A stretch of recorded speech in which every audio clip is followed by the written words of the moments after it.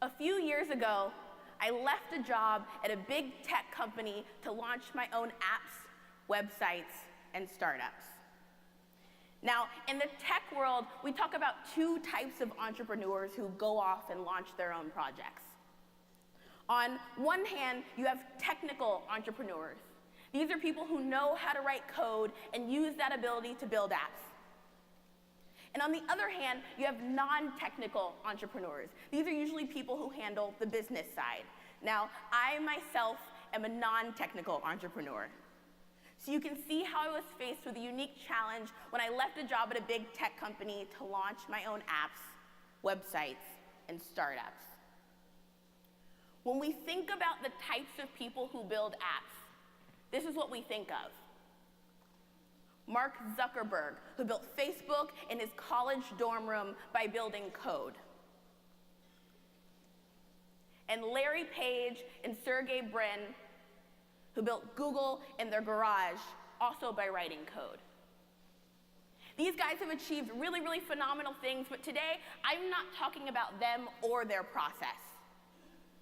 Today, I'm talking about what to do if you don't know how to write code, but you still have a really interesting idea for technology. Because today, something really interesting is happening for the first time. You no longer need to know how to write code in order to build apps and websites and even algorithms. I myself know this firsthand. I've built several apps without writing a single line of code, and when I first started doing this, I sat down at my computer and I opened up Google and I typed in the words "without code." And what I was surprised to find were a slew of resources that were available to me that I wouldn't have traditionally associated with building apps. The first thing I found were existing software tools that I already knew about that were based in logic.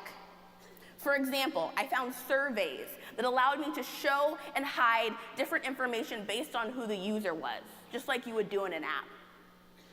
And I found spreadsheets that allowed me to apply additional logic. If this, then that. You can actually power the back end of your app just by connecting different Google spreadsheets.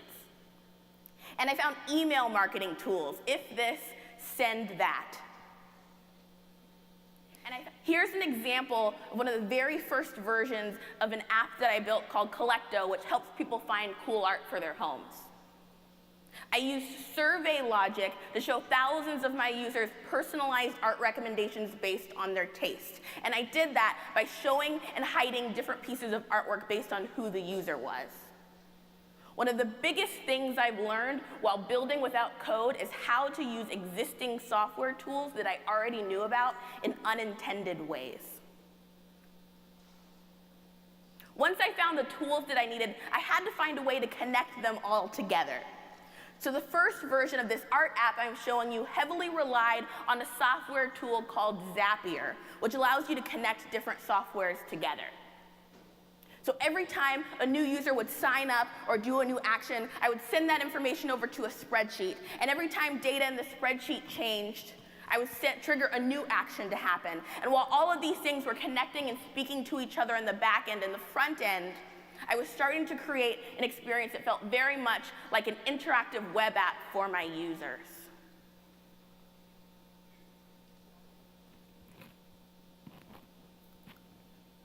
Now, all of this might sound a little bit crazy to you, but when we think about some of the first versions of our favorite apps that we use today, they didn't look all that great when they first launched. Here's what Facebook looked like in 2004 when it launched. It simply lets you log in, follow friends, and poke them. And here's what Twitter looked like when it first launched. It was a very simple SMS text message service that allowed you to send text message updates to your friends. So whether you know how to code or not, the purpose of building the first version of your app should never be to build something perfect. After all, if you're not embarrassed of the first version of your product, then you've launched too late. So if the purpose is not to build something perfect, then what in the world is the goal? Well, I would say the goal is to build something fast, get it in front of your users, start seeing how they respond so you can iterate on that. One of my favorite examples of a quick and dirty launch was built by a team called AirDev, which is an agency that helps people build apps without code. Now, the AirDev team built a really cool app called NotRealTwitter.com. And NotRealTwitter.com has a phenomenal introduction that I want to read to you because I think it's a profound testament to the changing ecosystem of people and types of people who can build apps. So this is what the introduction to NotRealTwitter.com says. Welcome to Not Real Twitter. Just like Twitter, but worse. A lot worse. The purpose of this site isn't to steal Twitter's business or to give people a chance at a fresh social media start.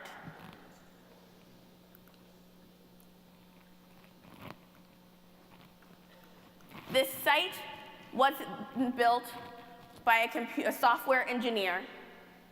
He didn't use HTML, CSS, JavaScript, etc.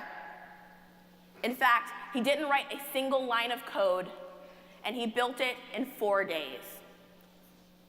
Because in 2020, most programmers won't be engineers. They'll be doctors, teachers, farmers, and executives. Enjoy Not Real Twitter, built using a really interesting platform called Bubble. And then the introduction closes with a really great note that says, a quick note to Twitter. Please don't sue us. So this is a really humorous example, but it's also a really great example of an interactive web app that you can build without writing any code. So on NotRealTwitter.com, I can create a Twitter handle, I can log in, I can post tweets, I can follow friends, they can favorite my tweets, I can favorite their tweets, etc. It's a fully functioning web app that was built without any code. So there are resources out there. If you're not using a platform like Bubble, which Not Real Twitter was built on to build your app, then you can string together a series of your own tools that you already know about to build your app experience. Now, as a non-technical creator, I get a chance to talk to a lot of other non-technical folks. And while they never say these words, what's very clear is that these people feel handicapped because they don't know how to write code. But what these folks don't yet realize is that building without code can be a strength and not a handicap. When you're focused exclusively on writing code, it can be hard to come up for air and focus on your customers. A friend of mine who is a software engineer and does write code says hell is building fancy stuff that nobody uses. So while everyone else is busy building the perfect app, you use the restraints that you have of not knowing how to write code to your advantage. To build something fast, to get it in front of users, to spend less time on perfection and code and more time seeing how people respond to the user experience you've created.